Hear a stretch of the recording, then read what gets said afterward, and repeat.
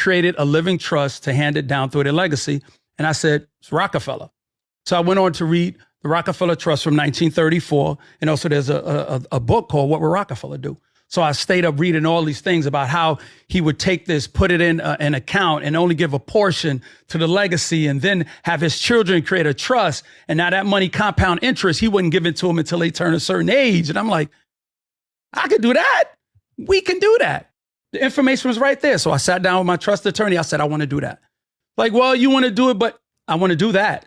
It can be done. So we structured it, worked it out where but unfortunately we all pass away. When I pass away, a percentage of my properties would be sold, not the ones that I hold long-term.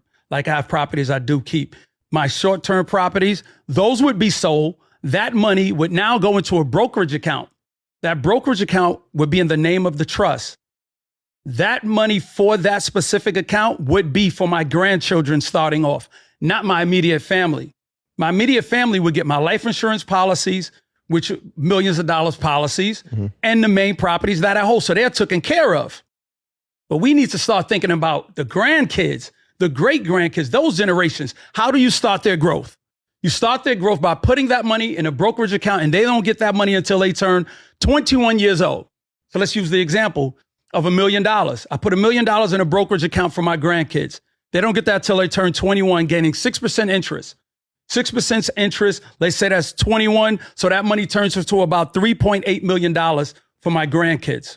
My grandkids, they wouldn't get it all.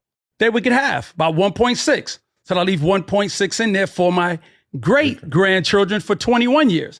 That now turns into about 3, 4, 5, 6. That turns into about $6.7 million for my great grandchildren. They don't get it all. They get half. So now that's about 2.3 stays in for my great grandchildren. So they get about $8.1 million. You see how that happens? That's compound interest over 21 years.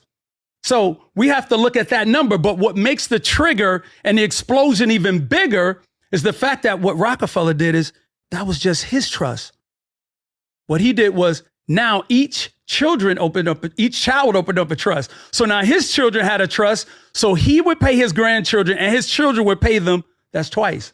So now his children, then his grandchildren have a trust. So his great grandchildren would get paid 3 times. So now if we look at Rockefeller Trust paid out now 11 generations and counting continuously. And what he also did was have a life insurance policy on every person in the trust, creating his own bank. And now what does that do? This is my structure also. Any one of my children or grandchildren who want to start a business, what do? Talk to the trustees. And now you borrow money. We become our own bank. So when someone dies, that money goes into the trust. You pay, when you get the policy, you pay it outright. So now that money is available in the trust.